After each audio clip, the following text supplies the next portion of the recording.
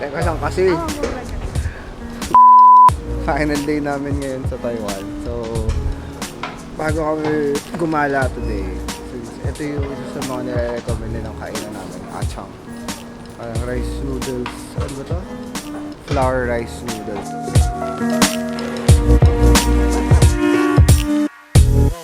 Did he tell you why? Has anybody told you why? Have you any idea why?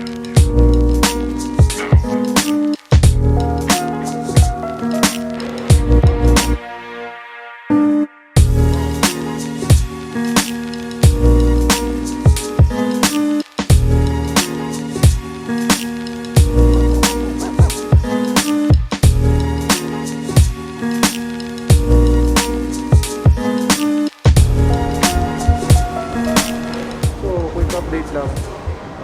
Sa Taipei Zoo station na kami. And natay lang namin sila check-in sa matapos. Yes, then proceed na kami sa Taipei Zoo. And after nun, yung Maokong Gondola. Punta Taipei 101 ulit kami since hindi kami nakapunta dun sa Observatory dahil gabi na. And then afterwards ng Taipei 101, mag-ano na kami, i-chiran. Try namin i-chiran ramen dito since wala sa Manila na i-chiran ramen. Ayan. Nasakay kami ng gondola papunta ng Taipei Zoo. Tama ba? Hanggang zoo to? No, this is Taipei Zoo Station. We're going to Maokong Station Gondola. Maokong Station via gondola. Has anybody told you why? Have you any idea why?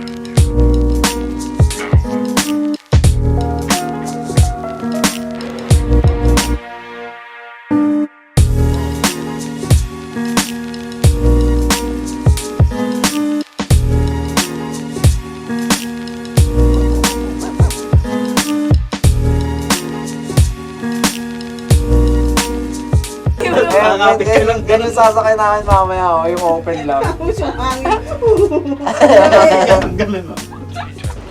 Yan, dito na kami after 20-minute ride. Yan. Final station ng gondola.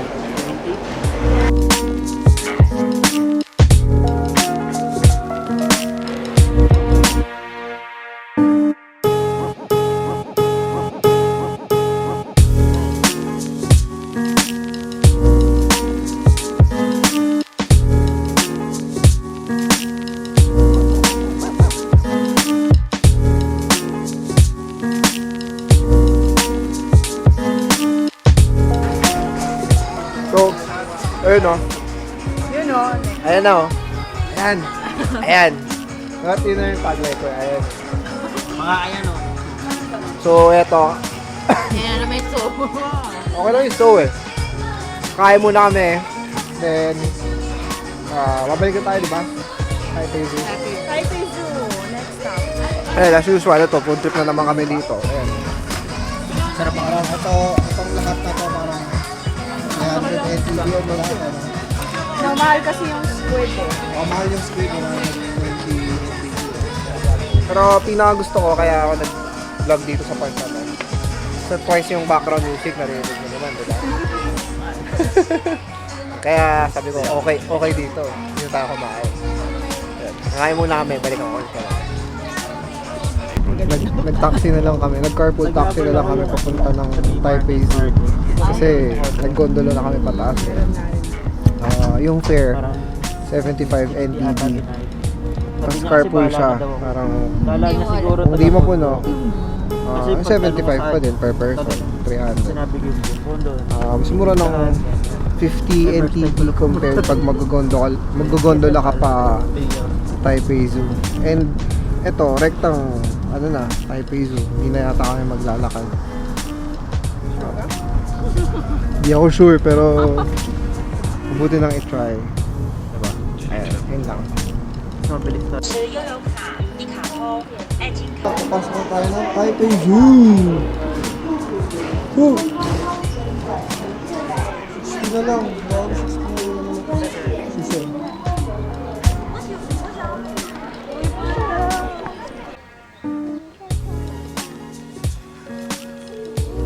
So yun, no? Dito na kami sa Taipei 101 and pasok kami ngayon para lang ma-experience yung 423 meters na altitude ng building itself. Regardless kung madilim or foggy, gusto ko lang ma-experience yung taas niya. Feeling ko naman makikita naman yung mga ilaw eh. Dito na ako sa... At least pinakita ko lang sa inyo yung itsura ng Taipei 101 Observatory deck. Yun. So yun nga, ayun na nga. Magbubuk kayo ng ticket, saklok nyo kunin, and huwag nyo dito sa observatory mismo bilhin. Makatipid kayo 200 pesos. Sige guys, see you later. Did he tell me what? Quick vlog lang. Meron ko palang outdoor observatory itong Taipei 101. Parang akit ka ng 2 floors by stairs. Tapos, ayan, so open dito and super lamig. Ayan, kita yun sa oh, ganda. Ganda dito sa outdoor observatory, pero yun nga, malamig. Siguro mga saglit ka lang, mga 5 minutes, tapos pasok ka na ulit. So ito na yung tok-tok, tayo lang.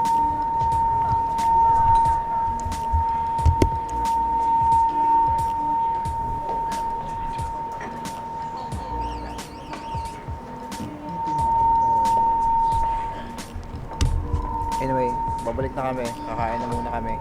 At galit na si Buntis.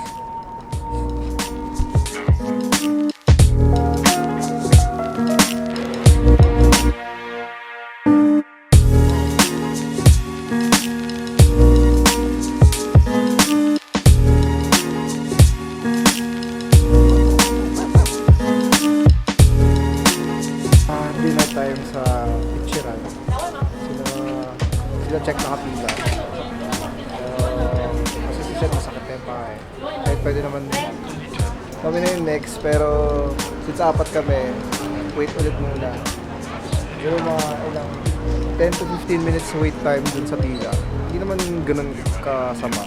Pwede na. And since wala naman sa Manila na ito, parang must try na rin dito sa Taiwan kasi pumunta pa lang Japan. Yun. Yun lang. Kakain namin sa Itinerary. First time. Ayan. Akala ko last na yung Itinerary namin kanina, pero meron pa pala kami final stop. Dito kami sa Wufenpu Shopping District. So, dito, mura yung mga damit. Parang namin pang OOTD. Parang 100 lang, 100 NTD lang, 50 NTD. Tapos, pwede mong benta. Ewan kung gusto mong benta yan or gagamitin mo. Diba? So, yung mga babae, medyo mag-enjoy sila sa pag-shop dito since kinikater yata nung district na to more of pang babae. Ano, 100. Well, I won't go into detail or titignan-tignan yung mga damit since hindi naman ako fashionista. More of share ko lang pag punta kayo ng Taiwan, try nyo bisitahin tong Wufenpu na lugar kung gusto nyo mag-shopping. Yung sobrang daming mura. Mahaba rin tong area nito sa paikot. Parang Shimendi, pero more of yung mga budget friendly na damit. Parang bultuhan binibili, tas bibenta. Papabudol ka ba dito? Ikaw, baka may mabili ka. Ano? Palda? Ikaw mabili. Ano? Mura pala na ito. 2,400, 500. Mga cardigan. Full overviews.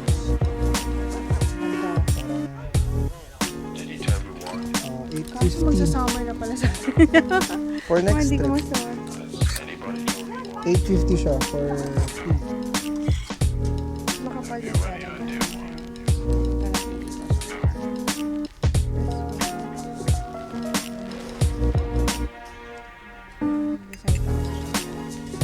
Anyway, siguro I guess that ends our whole Taiwan trip and experience. Pag uwi namin ng Airbnb, impake na kami kasi yung flight namin for tomorrow is at around 9 a.m. Siyempre, mabiyahe pa from BNB to airport, which is 2 hours. So, kung flight namin 9, dapat 7 nandun na kami. 5, aalis na kami ng bahay. Most likely hindi na kayo matutulog. Diretso na yan sa airplane or sa airport na kayo matutulog. So, tayo na lang pagka-update, pagka-edit ko na itong video, upload ko na lang soon yung vlog. Peace!